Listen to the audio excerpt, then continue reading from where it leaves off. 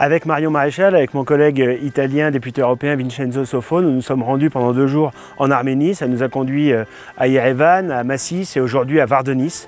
Nous sommes venus d'abord pour exprimer notre soutien, notre amitié, notre solidarité au peuple arménien. Vous le savez, il y a un peu plus d'1 mois, l'Azerbaïdjan a mené une guerre éclair sur l'Artsakh qui a conduit à l'exode, à l'exil, plus de 100 000 Arméniens qui vivaient paisiblement dans cette région. Ils sont contraints de partir pour éviter les exactions, les pillages, les vols, les viols et en réalité pour éviter la mort. Ils peuvent bénéficier heureusement ailleurs en Arménie de l'accueil, de la solidarité de leurs compatriotes.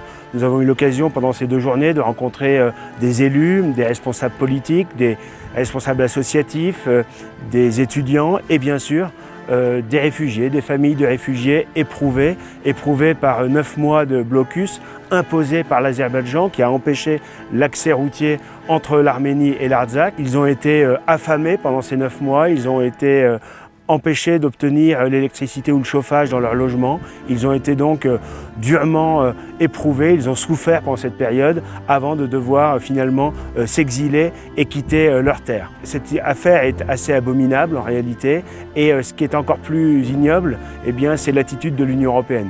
L'Union européenne qui pendant toute cette période a renforcé ses liens économiques, commerciaux avec l'Azerbaïdjan, achetant du gaz à l'Azerbaïdjan pour se défaire de la dépendance au gaz russe, alors qu'en réalité le gaz acheté à l'Azerbaïdjan vient pour l'essentiel de Russie, et surtout pactisant avec le dictateur Aliyev qui est en réalité totalement inféodé à la Turquie. Parce que en Arménie, ce qui se passe aujourd'hui, c'est la suite de ce qu'a toujours voulu faire la Turquie.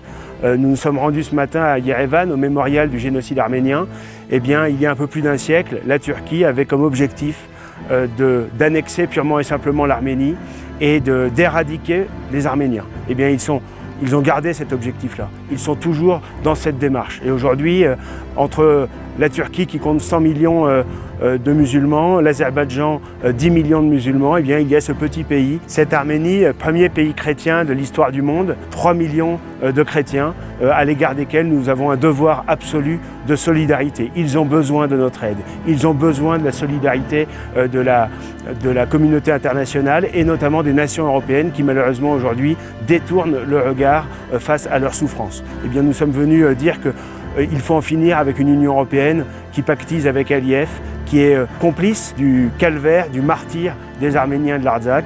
Et nous devons évidemment aujourd'hui faire en sorte qu'ils soient respectés, qu'ils puissent vivre dans l'espoir de revenir sur leur terre et que l'Azerbaïdjan cesse cette offensive permanente contre l'Arménie qui est absolument abjecte. Notre volonté, c'est évidemment d'être la voix des Arméniens, de faire entendre leur voix là où nous agissons, auprès des pouvoirs publics, auprès de l'opinion publique en France et partout en Europe, pour que ces souffrances du peuple arménien, c'est notre responsabilité et nous allons poursuivre inlassablement ce combat au service de nos frères chrétiens d'Arménie.